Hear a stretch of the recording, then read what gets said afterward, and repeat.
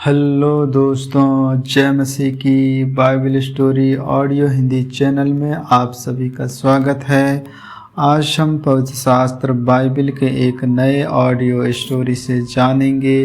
गिनती की पुस्तक से बिलाम का तृतीय आशीष वचन के बारे में। हालेलुया।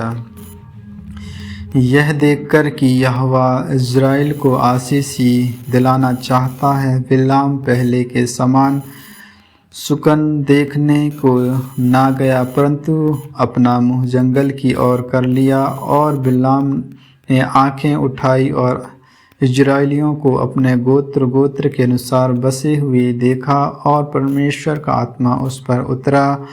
तब उसने अपनी गुड़बात आरंभ की और कहने लगा, बोर के पुत्र बिलाम की यह वाणी है।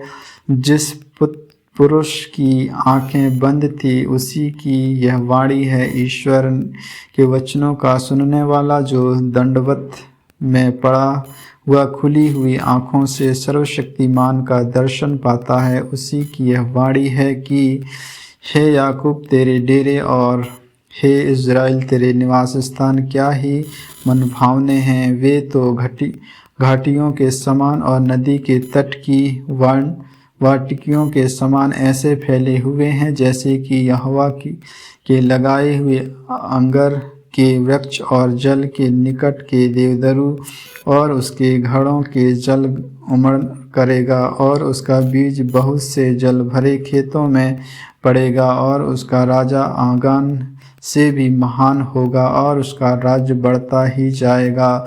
उसको मिस्र में से परमेश्वर ही निकले लिए आ रहा है। वह तो बेनेल सांड के समान बल रखता है। जाति जाति के लोग जो उसके द्रोही हैं उनको वह खा जाएगा और उनकी हड्डियों को टुकड़े टुकड़े करेगा और अपने तीरों से उनको भेदेगा। वह दबका बैठा है, वह सिंह या सिंहनी के समान लेट गया है। अब उसको कौन छेड़े। जो कोई तुझे आशीर्वाद दे वह आशीष पाएगा, और जो कोई तुझे शाप दे वह शापित होगा। तब बालक का कोप बिलाम पर भड़क उठा और उनके हाथ पर हाथ पकड़कर बिलाम से कहा, मैंने तुझे अपने शत्रुओं को शाप देने के लिए बुलवाया, परंतु तूने 3 बार उन्हें आशीर्वाद ही आशीर्वाद दिया है। इसलिए अब तू अपने स्थान पर भाग जा। मैंने तो सोचा था कि तेरी बड़ी प्रतिष्ठा करूंगा, परंतु अब यहोवा ने तुझे प्रतिष्ठा पाने से रोक रखा है। बिलाम ने बालक से कहा, जो दूत तूने मेरे पास भेजे थे, क्या मैंने उनसे भी ना कहा था कि चाहे बालक अपने घर को सोने चांदी से भरकर मुझे दे, तो भी मैं यहोवा की आज्ञा तोड़कर अपने मन से ना तो भला कर सकता हूँ और न बुरा। जो कुछ यहोवा कहेगा वही मैं करूँगा। हालेलुया। बिलाम के अंतिम आशीष वचन। अब सुन, मैं अपने लोगों के पास लौट कर जाता हूँ, परंतु पहले मैं तुझे चिता देता हूँ कि अंत के दिनों में वे लोग तेरी प्रजा से क्या करेंगे।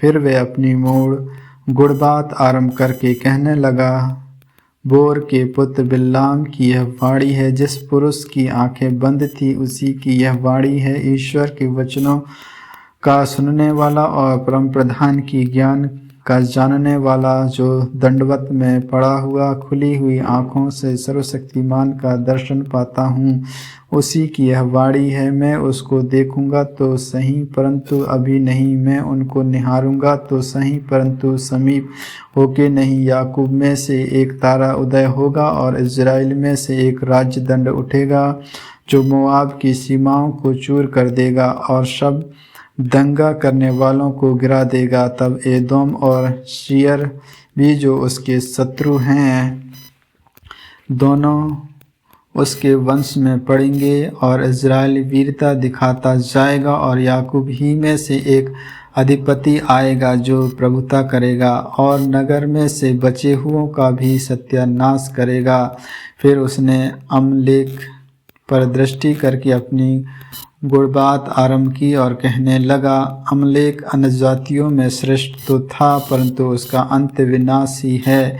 फिर उसने किन्नेरियों पर दृष्टि करके अपनी गुड़बात आरंभ की और कहने लगा, तेरा निवास स्थान अति दृढ़ होता तो है और तेरा बसेरा चट्टान पर तो है, तो भी कैन उजड़ जाएगा और अंत में असुर तुझे बंदी बना कर ले आएगा। फिर उसने अपनी गुड़बात आरंभ की और कहने लगा, हाय, जब ईश्वर यह करेगा तब कौन जीवित बचेगा। तो भी कत्रियों के पास से जहाज वाले आकर अश्शूर को और एबेर को भी दुख देंगे और अंत में उसका भी विनाश हो जाएगा।